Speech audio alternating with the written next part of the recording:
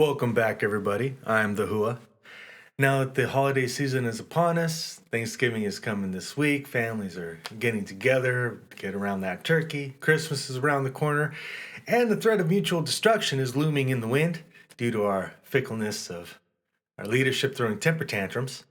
I figured I'll do another YouTube highlights series today. So I'm going to go ahead and showcase the actual video series I like to personally watch. It's oddly gratifying and relaxing.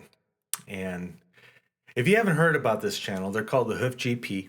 I highly recommend checking them out because if you, I wouldn't say want to waste time, but if you want to see something that has some really good entertaining value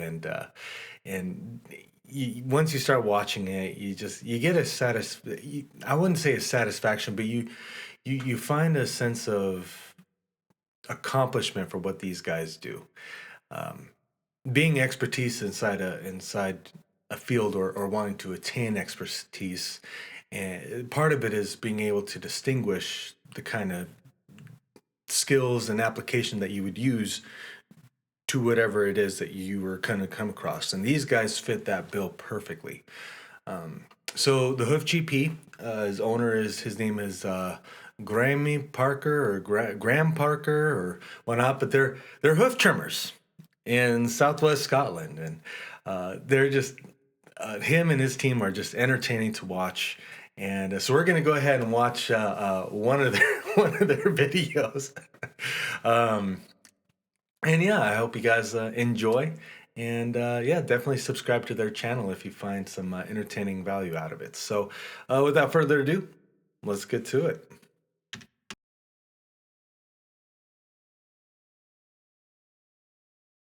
So today we're on our way to a regular farm. There's a cow with a real need for our attention. We talk about thousands of years worth of cattle hoof care and do everything we can to get this cow feeling more comfortable and pain-free once more. You're watching the Hoof GP.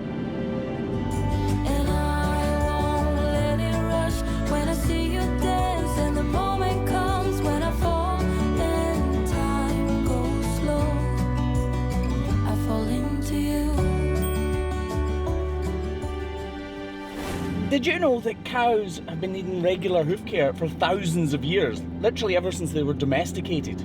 Healthy, comfortable cows are the only way we can produce the amounts of food that we need, and that's always been the case. So even if we look back 1,000 years or 2,000 years even, people were trimming cows' hooves. The only difference is now we have YouTube and television to show people exactly what's happening. Well, I say the only difference. The other major difference is we now have concrete and a lot more people to feed. And with concrete and more cows and modern farming practices, we need to do everything we can to look after those cows, which is why we're on our way today to a regular farm where there's a cow in real need of our help.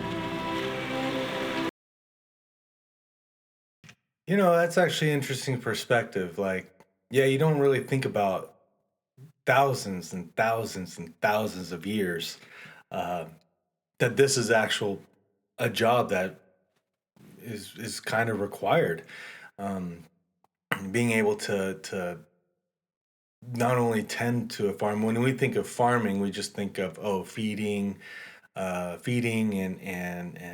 milking or meat production and stuff like that. But you never really think about the actual maintenance on what goes into taking care of an animal.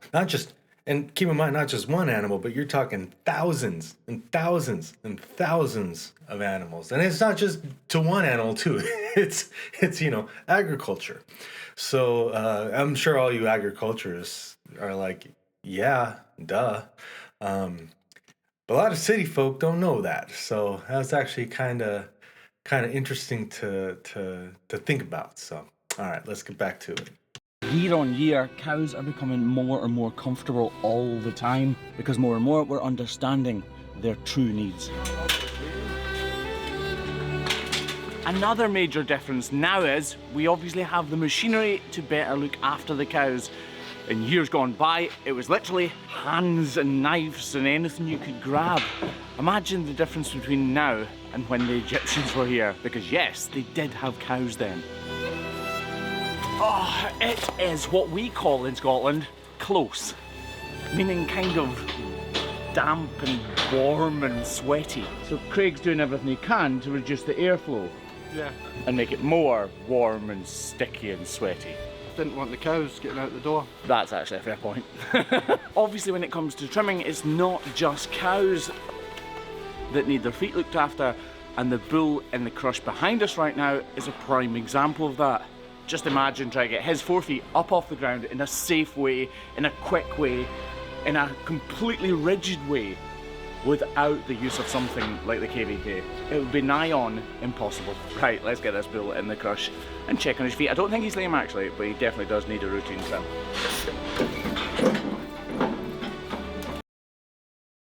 And look at the size of that big honker, man.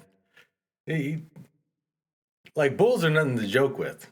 You ever go to Spain and you see the size of a bull, you're talking thousands and thousands of pounds. Oh my gosh. All right.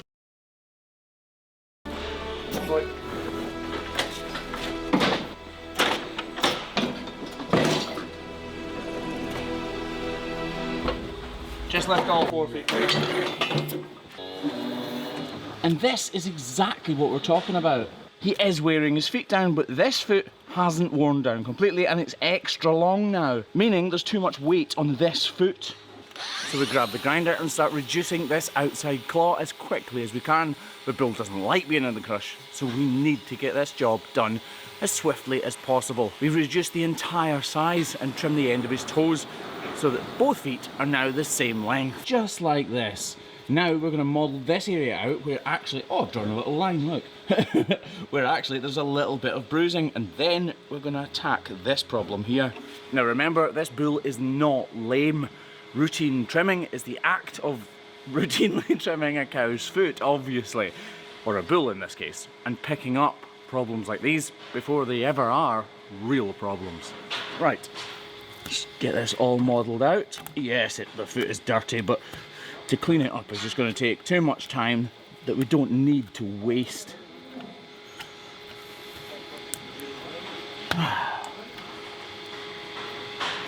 Modelled out beautifully. Right, we've created space now for the bone structure above to sink into this void. Now we need to check on this problem area.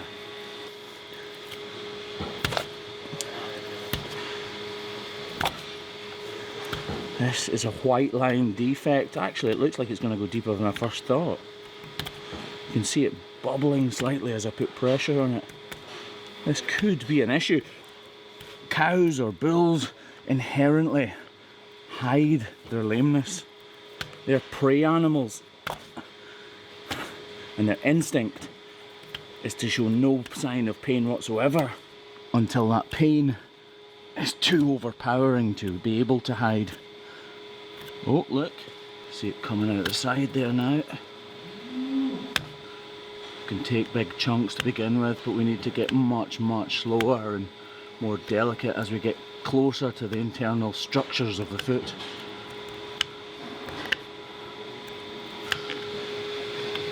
You can see this white line crack is extending quite high up into his foot. Oh, this is definitely causing him an issue. Whoa, are you guys seeing this? Like, yeah, well, of course I see it all. You guys see it all the time.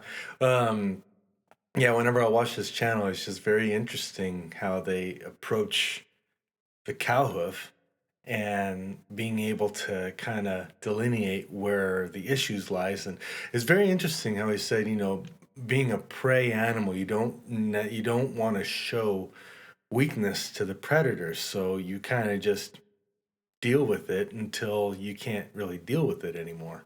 But that looks deep, man. I mean, that looks like no joke. I'm no hoof expert or anything like that, but you can definitely tell a difference between, you know, what looks rotting and whatnot. But anyways, I hope you guys have don't have a weak stomach for this kind of stuff. But like I said, it's one of the more interesting parts of the internet. So, or YouTube, to say the least. All right, let's get back. I wasn't expecting this at all. Give this a good wash out so we can see what's going on. Despite him not showing signs of lameness, clearly a problem like this that goes right up into the heart of his foot will be causing him discomfort, which is why we're applying this block, in the hope that it makes him more comfortable, but also in the hope that this problem doesn't get any worse, and in fact actually starts to heal.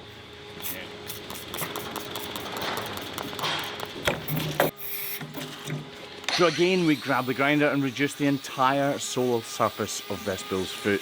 And once that's done, we move on to the tip of the toe and shorten them back to exactly where they should be. Level with the other one. Right, again you can see bruising here, and as is often the case, this foot mirrors his one on the left hand side. So we're going to need to investigate this in just a second or two. Oh, buttery smooth. Oh, the satisfaction of a knife like that going through hoof horn, which is incredibly hard, is huge. Okay, so we're going to dish this out as deep as we can. Lovely. Oh, that's nice. Right, move on to the medial claw, which is this inner one. Medial is just a fancy name for towards the middle. Okay, we've modelled both of them out. Now let's investigate this by swiping up through this hoof horn. Remember, this is the structural part of his foot. This hoof horn here is separated by this. It's called the white line, but as you can see right now, it's not particularly white because of the crack that's going right up into it, filling up with mud. Well, it's not mud, but you get the idea. Just need to take this slowly because you're just never quite sure of the sole depth here. We're taking it further than it ideally should be, and look, you can see through the hoof horns, you can see the parts which are going to be double layered through the translucent hoof horn. I think this one's worse than the other one actually. Start swiping down the way I think. You can actually smell the decay within the hoof horn, and look at that. Again, reaching up into his foot. Okay, he's going to need a block, so we might as well get that in position right now. Yeah, that's something you... Watching these videos, sometimes you're like, man, I'm glad I'm on the other end of the camera, because the smell, like, you can just imagine. I mean, what do you think?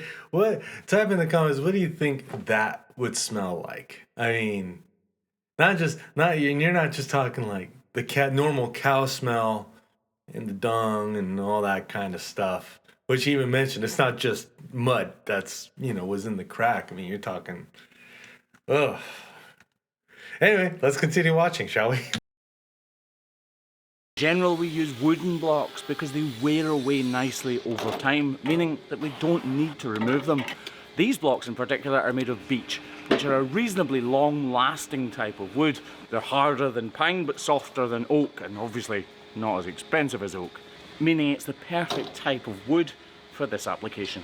Right, we'll just give this a quick wash out so that we can see exactly what we're doing and what we need to remove with this lovely sharp knife.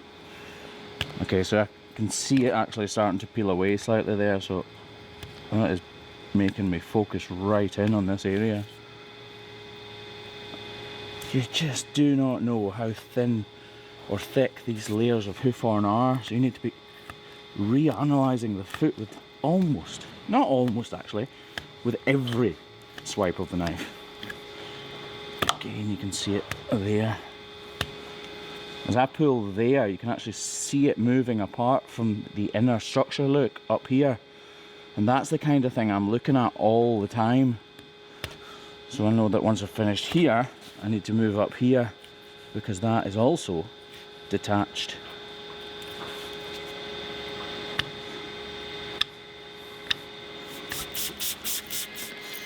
Right, because this is so open, we're actually going to douse the whole thing with iodine and wrap it up. Working as a team means I can leave this back foot now, and Craig can work his magic with the wrap with salicylic acid, while I move on with the task of trimming both his front left and front right feet, which luckily for the bull at least, there's nothing wrong with whatsoever. Right, we can get him out of the crush now. And at first, he takes it very slowly indeed, looking less than comfortable. Whenever you have an animal as large as that in any crush with their feet up in the air, they leave the crush looking a little stiff.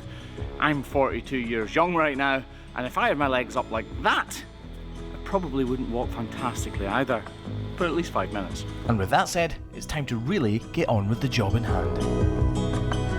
Like stone, emotionless in this world of stories. Oh, like stone, I'll be here forever, waiting for your call. This kind of cow is the exact thing that we do on a day-to-day basis, and exactly what I was talking about. It doesn't even look like there's anything really wrong with her feet. But because comfortable cows are productive cows, we need to be absolutely certain that these cows' feet are completely balanced. So all I'm really doing here with this grinder is ensuring the cow's foot is completely balanced and that it's as level as possible across the entire surface of the foot. Then once that's done, I give her a little bit of wiggle room by modelling out this area before throwing the grinder back in its place and getting this razor sharp knife out to deal with this little piece of cracked hoof horn. You see, I didn't see her walk into the crush, but I'm assuming this is causing a slight bit of discomfort. And even if it's not, it stands to reason that this crack could materialise into a real issue. Because a crack in the foot can obviously materialise into an even deeper crack in the foot, which then would become a real issue. As it is though, as you can see, this crack has disappeared, which is exactly what I was hoping for. And with our back right foot, this is the perfect example of the routine trim. There literally is nothing wrong with this foot whatsoever.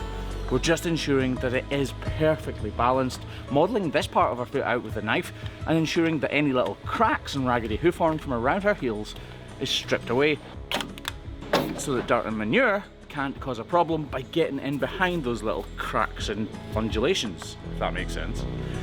Right, there is nothing wrong with this cow, but I do know there's a cow coming up with a real issue, and she is the one I'm most apprehensive about. Mark, my brother-in-law who works here, specifically told me to watch out for this cow because she was exceptionally sore. This white cow is really struggling with her back left foot, and he doesn't like the look of me, which seems to be a common trait actually with a lot of people. Right, come on, in you go. Come on, up you go, up you go. Come on, go on boy, go on boy, go on. Just take it slowly and easily. They need to find their own way, because if they don't, they just get stressed and frustrated. And stressed cattle are not something you particularly want to deal with. It's really difficult to tell when they're standing still, but I think she's lame on this back left foot. So here both of her legs are actually pointing in the way, which can also point to a problem on both feet.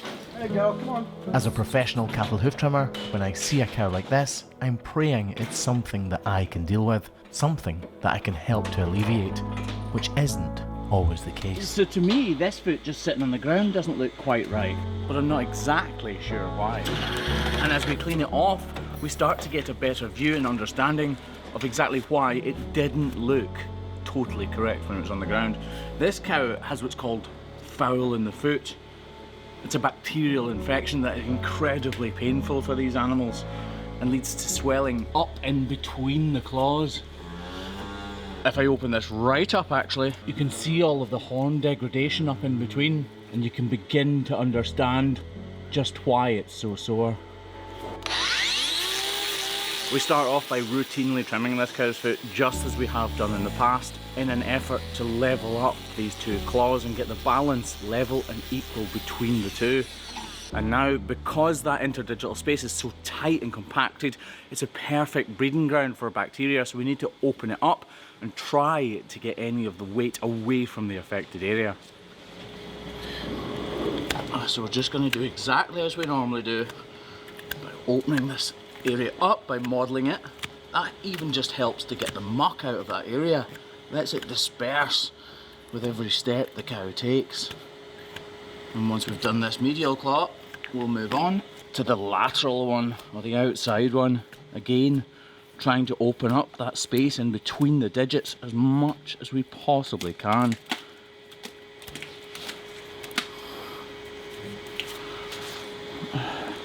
Problems like this are excruciating for the cow.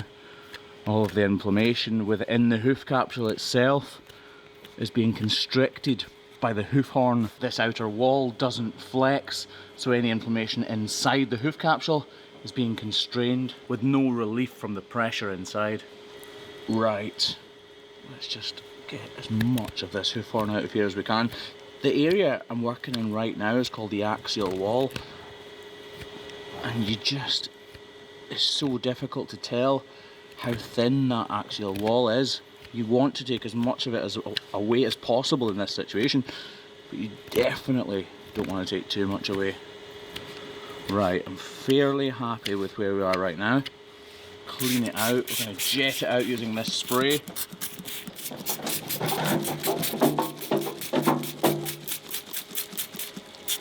We really do need to get this as spotlessly clean as we possibly can. Right, all of these little loose flaps of hoof horn are fantastic for harbouring bacteria. And muck just gets stuck inside every little flap and crevice. And actually, just as I've taken that swipe of the knife, you can see there's more detached hoof horn which I hadn't picked up before. Oh, lass, no wonder you're so sore. Just slip my knife in there as careful as I can, peel away. Oh, yes.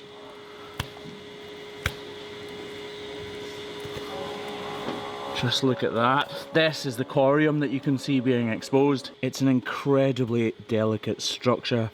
One false move and I'll slice right into it and cause some serious damage. Something obviously I'm desperately keen not to do.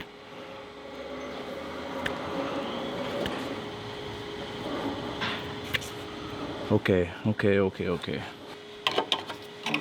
I'll just swap my knife over and swipe up the way because I can see there's detached horn there, look. See, I'm peeling it away. Flick it away with the hook of my knife. Just use that to tease it out of the way. Ah, oh, what a mess. So the rupture in the foot, the part that's been affected by the foul in the foot, is localised to one side of this claw, the outer claw, which is good for me because it means I can put a block on the inner one and take as much pressure and therefore pain away from the outer or sore claw. As gently as possible, I take away a small slither of hoof horn from the inner claw. Her good one, her sound one, the one I'm going to attach the block to. My aim isn't to reduce it in size, it's to level it up and give the block as good a chance as possible of sticking. Farms like this one up and down the country have sprays like this that have been pre-prescribed by the vets for occasions just like this. Although this cow will actually need vet intervention. I am not a vet, I am a hoof trimmer. And I do what I can as a hoof trimmer with the guidance of the vet and the farmers along the way. So we're going to coat the entire area with this blue antibiotic spray, and then we're going to wrap the whole thing up in an effort to keep that spray in contact with the affected area for as long as possible. From there, I'll tell the farmer exactly what I think is wrong with this cow, and he'll consult the vet and treat her in an appropriate way. My job is to make her foot more functional and more comfortable in the process.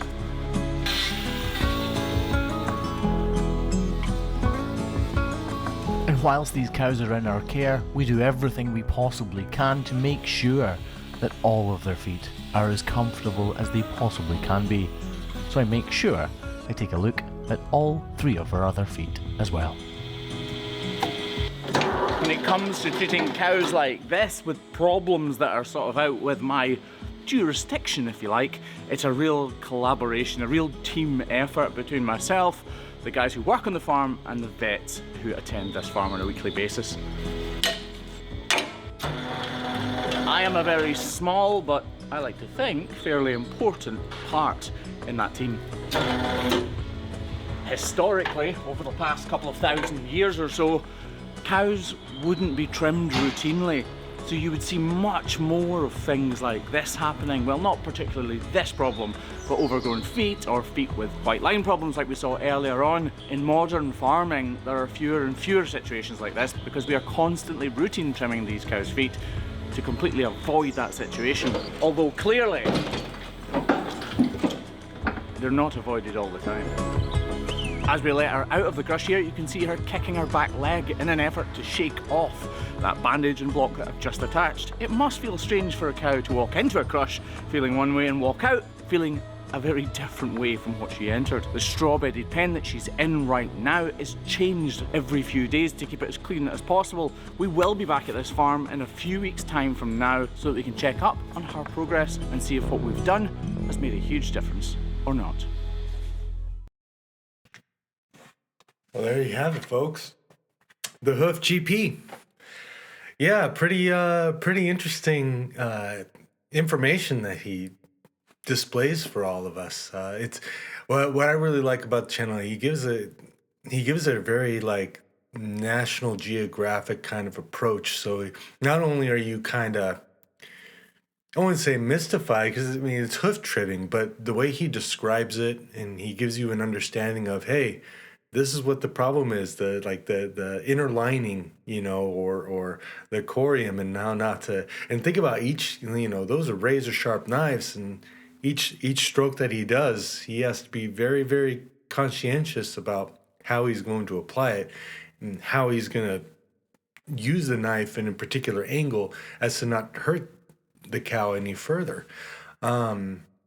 Also, there's a whole take that, you know, you could tell the man loves his job and he loves the animals that he treats, and he tries to treat them with as much care. And it's like, you know, I think all of us, you know, especially in the work, especially in the works that we do and the things that we love to do, we take care for wanting to give the best approach or do the best job you can for it. So anyways, yeah, that's the Hoof GP for you. I highly recommend checking out their channel. They got a ton of more videos, and I'll tell you what, some rather just like, yeah, make sure you're not eating anything because you could just imagine the shenanigans that happen. So anyways, everybody, I hope you have a wonderful Thanksgiving. This is The-Hua, and I'll check you guys out later. Have a good one. Peace.